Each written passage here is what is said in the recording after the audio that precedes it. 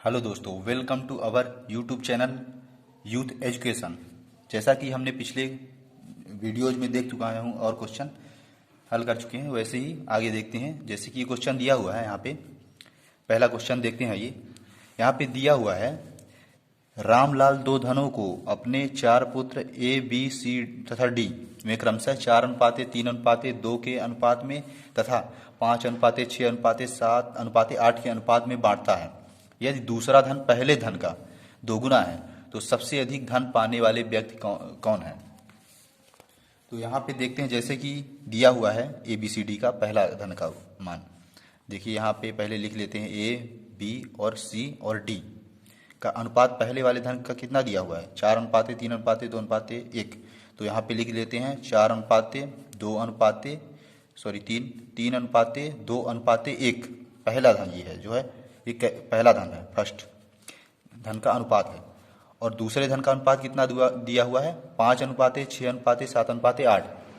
तो यहाँ पे 5:6:7:8 दिया हुआ है। ये जो है सेकंड धन का अनुपात दिया हुआ है। अब इनका अनुपातिक योग हम देख लेते हैं कितना है अनुपातिक योग। अब जैसे कि 4 3 7 2 9 1 10, इसका अनुपातिक योग 10 है। और इसका अनुपातिक योग कितना है, 6 5 11 11 7 कितना हुआ, 18 18 8 26 हो गया। इसका जो है अनुपातिक योग 26 है। पहले हम इन दोनों धनों को इक्वल कर लेते हैं, बराबर पहले कर लेते हैं। तो इनको बराबर कैसे करेंगे, इनमें हम दोनों को अगर गुणा करते हैं तो इन दोनों में, इसमें जो है 26 का गुणा करते हैं और ये जो है इसमें 10 का गुणा करते हैं। तो ये पहले दोनों धन को हमने बराबर किया, तो ये हो गया 260 टोटल। और ये कितना हो गया, ये भी हो गया 260। अब जबकि बोल रहा है वो बोला है कि यदि दूसरा धन पहले धन का दोगुना है, मतलब है ये वाला धन इसका दोगुना है, तो इसको हम मान लेते हैं। ये अगर ये जो है, अगर ये धन 260 है तो ये कितना हो जाएगा, ये जो हो जाएगा इसका दोगुना 520 हो जाएगा। अब हमें इन अनुपात में इन दोनों धनों को बांटना है और फिर देखना है कि ऐसा कौन सा जो है ABCD में जिसको टोटल जो है सबसे अधिक धन मिला है। तो अगर हम इनको बांटेंगे तो देखते हैं कि किस अनुपात में। इनका अनुपातिक योग जैसे कि 10 आया, तो इनका अगर 10 रेशियो बराबर यहाँ पे दिया हुआ है, 10 रेशियो बराबर कितना हो गया, 260 अगर हमने माना है, ठीक। तो एक रेशियो का मान कितना आएगा, 26 आएगा। अब इसके अनुसार अगर हम देखेंगे तो ABCD को धन कितना मिल रहा है, यहाँ पे देख लेते हैं। एक रेशियो का मान अगर 26 आया है तो यहाँ पे देखते हैं कि A का जो है, A हो गया 4 गुणा 26 बराबर कितना हो गया, A का 4 छंग 24 की 4 हासिल आई 2, 4 दूनी 8 2 10, 104 हो गया A का।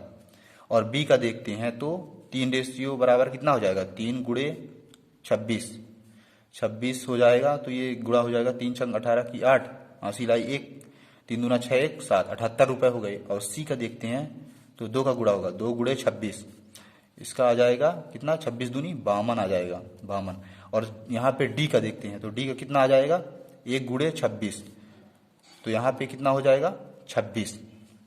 अब ऐसे ही देखते हैं, अगर इस वाले धन को देखते हैं, जैसे ये है 5:6:7:8 के अनुपात में इसको बांटते हैं, 520 को बांटते हैं। तो इसका अनुपातिक योग जैसे कि 26 दिया हुआ है हम जोड़ने पर, तो ये कितना हो जाएगा, इसका अगर 26 रेशियो देखते हैं, 26 रेशियो बराबर कितना दिया हुआ है, 26 रेशियो बराबर अगर 520 दिया हुआ है तो एक रेशियो का मान कितना आएगा, एक रेशियो का मान आएगा कितना आएगा, 20 आएगा।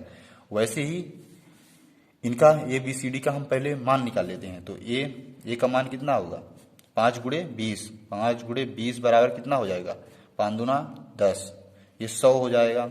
और B का देखते हैं तो 6 गुणे 20 बराबर कितना हो जाएगा, 120 हो जाएगा। और C का देखते हैं तो ये हो जाएगा 7 गुणे 20 बराबर कितना हो जाएगा, 140 हो जाएगा। और D का देखते हैं तो 8 गुणे 20 बराबर कितना हो जाएगा, 160 हो जाएगा। अब इनमें से हम देखेंगे, दोनों को सभी को जोड़ेंगे तो इससे हम देखेंगे कि सबसे ज़्यादा धन किसका है। अगर A का देखते हैं, यहाँ पे A का देखते हैं तो 104 यहाँ मिला और 100 यहाँ, तो 104 और 100 जोड़ देंगे तो 104 प्लस 100 बराबर कितना हो गया, 204 हो गए। 204 A को मिले, ठीक। यहाँ पे लाइन खींच देता हूँ। और यहाँ पे B को देखते हैं तो B को जैसे यहाँ पे 78 रुपीज़ मिले थे, 78 प्लस बी को यहाँ पे 120 रुपए मिले, तो इनको अगर जोड़ दिया जाए तो कितने हो जाएंगे, ये हो जाएंगे 198 रुपए हो जाएंगे। अब ऐसे ही थोड़ा जगह कम है तो इसको ऐसे लिख लेते हैं समझने के लिए। और सी को यहाँ पे कितने मिले थे, 752 और यहाँ पे 140 मिले थे, तो इसको जोड़ने पर कितना हो जाएगा, 52 प्लस 140, इसको जोड़ देंगे तो कितना हो जाएगा, तो ये हो जाएगा 2549 और ये हो जाएगा 192 हो जाएगा। और डी को देखते हैं, यहाँ 26 मिला था, 26 रुपए प्लस 160 अगर इसको जोड़ेंगे दोनों को तो ये हो जाएगा 6 2 8 और 186। तो इन चारों में से सबसे ज्यादा धन किसे मिला, तो यहाँ पे देखा जाए तो ए को जो है सबसे ज्यादा धन मिला 204 रुपए, यही हमारा क्या हो जाएगा, आंसर हो जाएगा। यही पूछा था कि सबसे ज्यादा धन किसे मिला, तो 204 रुपए ए को मिला, यही हमारा क्या होगा, आंसर होगा। अब जैसा कि अगला क्वेश्चन हम देखते हैं, अगला क्वेश्चन दिया हुआ है, वह कौन सी भिन्न है जिसका 1/27 के साथ वही अनुपात है जो 3/11 तथा 5/9 का है। वह कौन सी भिन्न है, हमें तो पता नहीं है वो भिन्न, तो हम उसे यक्स मान लेते हैं। वह यक्स भिन्न है जिसका अनुपात 1/27 के साथ जो है वही अनुपात 3/11 का 5/9 के साथ है। अब इसको हम हल कर लेंगे पक्षांतर करके, तो ऐसे ही डायरेक्टली कर सकते हैं चाहे तो। जैसे कि हमने देखा था पहले, बताया था पिछले वीडियो में, तो आंतरिक संख्याओं का गुणनफल बराबर बाह्य संख्याओं का गुणनफल, इससे हम कंफ्यूज नहीं होंगे। तो ये हो जाएगा यक्स इंटू 5 गुणे 9 बराबर हो जाएगा 1/27 गुणे 3/11। अब 3 नमा यहाँ से 27 कट जाएगा, ठीक ना, और 9 से 9 कट जाएगा। अब इसका जो है वैल्यू कितना आएगा, तो यहाँ पे यक्स बराबर कितना आ जाएगा, 1/55 गुणा होने पर, तो ये हमारा क्या हो जाएगा, आंसर हो जाएगा। 5 इधर आएगा तो 55 हो जाएगा। अब देखिए अगला क्वेश्चन हम देखते हैं, जैसा कि यहाँ पे दिया हुआ है, यहाँ पे दिया हुआ है यदि ए बी से 40% अधिक है तथा बी सी से 20% कम है तो ए और सी का अनुपात निकालिए। यहाँ पे हमें देखने की जरूरत यह है कि जैसे कि यहाँ ए और बी दिया हुआ है और यहाँ बी और सी दिया है, दोनों में कॉमन बी है, तो हम पहले इसे लिख लेंगे ऐसे, ए बी और सी। अगर बी दोनों में कॉमन है तो हम बी को ही पहले 100% मान लेंगे, ठीक ना, अपने आप में वो 100% हम मान लेंगे। अब बोल रहा है कि ए बी से 40% अधिक है, ए जो है बी से 40% अधिक है, बी से अधिक है 40%, मतलब ये अगर 100 है तो ये जो है 140 होगा परसेंट, ठीक ना। परसेंट से परसेंट कट जाएगा, इसलिए हम नहीं ले रहे हैं परसेंट, डायरेक्टली ऐसे ही लिख रहे हैं, चाहे तो आप लिख भी सकते हैं।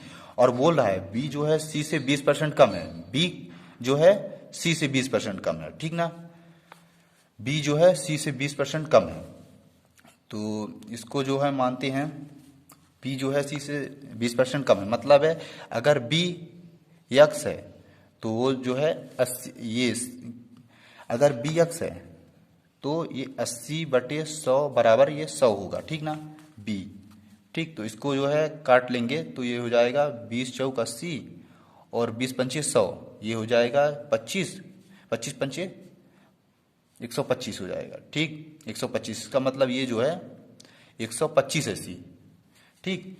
तो अब क्या पूछ रहा है, तो ए और सी का अनुपात निकालिए।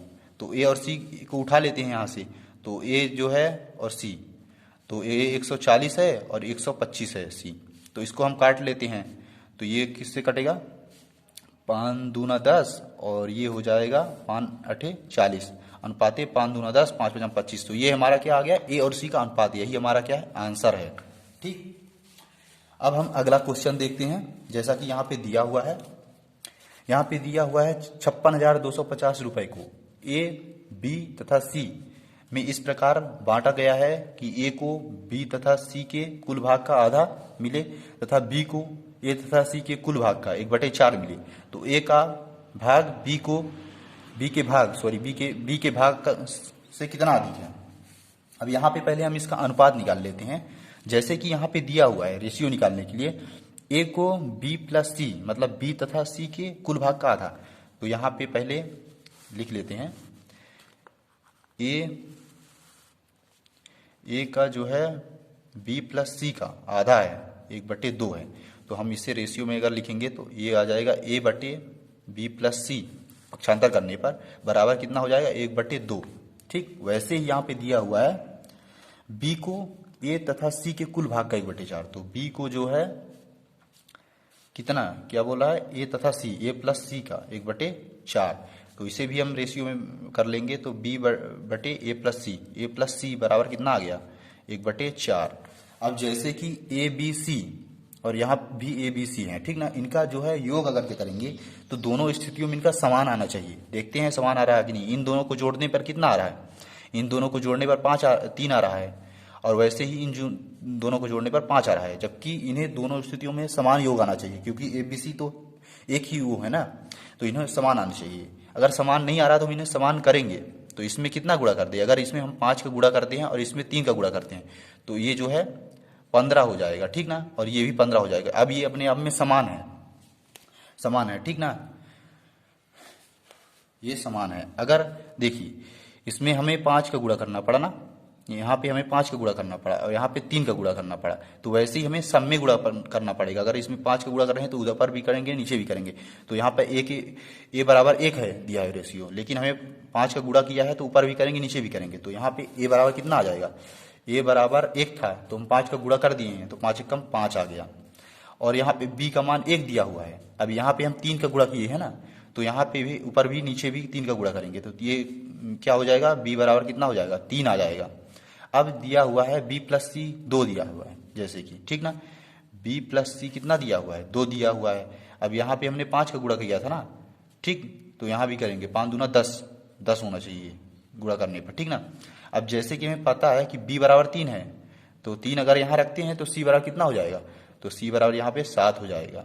अब इससे हमें पता चला कि जो है ए बी और सी का अनुपात अगर देखें तो ए का जो है 5 है, ठीक, बी का 3 है और सी का 7 है, ये अनुपात आ गया है। अब हमें पूछा है ए का भाग बी के भाग से कितना अधिक है, ए का भाग जो है बी के भाग से कितना अधिक है, तो यहाँ पे 2 अधिक है भाई, इनका डिफरेंस 2 है, लेकिन अनुपाती के अगर जोड़ेंगे पहले तो 5 3 8 8 7 15 हो गया। 15 रेशियो बराबर कितना दिया हुआ, टोटल जो है कितना दिया हुआ है, 15 रेशियो बराबर यहाँ पे दिया हुआ है, ये देखिए 56,250 रुपये, 56,250 रुपये जो है दिया हुआ है।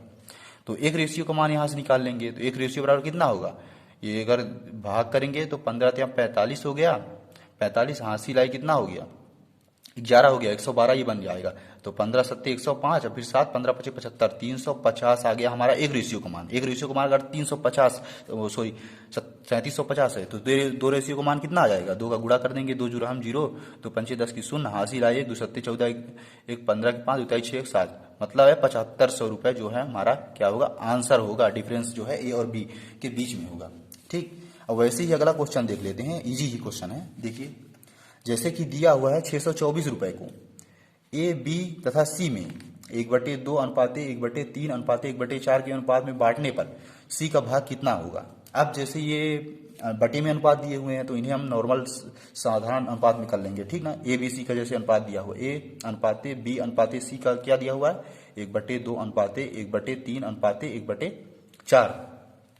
हम इनका एलसीएम ले लेते हैं, तो इनका अगर हल का एलसीएम लेते हैं तो कितना आएगा 12 का गुणा हम तीनों में अगर करते हैं तो क्या ये कट जाएंगे। अगर 12 का गुणा इसमें भी करते हैं, इसमें भी 12 गुणा करते हैं, इसमें भी 12 गुणा करते हैं, तो ये 2 छक्के 12, 6 3 चौक 12 और 4 3 12, ये हमारा रियल अनुपात आ गया एबीसी का। अब अनुपातिक योग कितना है, अनुपातिक योग 6 4 10 3 13 है। 13 रेशियो बराबर कितना दिया हुआ है 624 दिया हुआ है, 13 रेशियो बराबर, ठीक ना। तो एक रेशियो का मान कितना आएगा, एक रेशियो का मान आ गया कितना 13 52 13 चौको 52 104 13 बजे 65 23 घटा 23 3 13 3 4 13 8 104, मतलब है एक रेशियो बराबर कितना आ गया 48। अब हमें पूछा क्या है सी का भाग बताइए। अगर एक रेशियो का मान 48 है तो 3 रेशियो का मान कितना होगा, वैसे ही 3 का गुणा कर देंगे, 3 8 24 की 4 हासिल आई 2 3 चौक 12 2 14 144 रुपये हमारा क्या होगा आंसर होगा रुपीज, ठीक ना। तो ये हमारा सारे क्वेश्चन हल हो चुके हैं। तो चैनल को लाइक एंड सब्सक्राइब करिएगा और हम अगले वीडियो में मिलते हैं, जैसे कि अगले पार्ट में।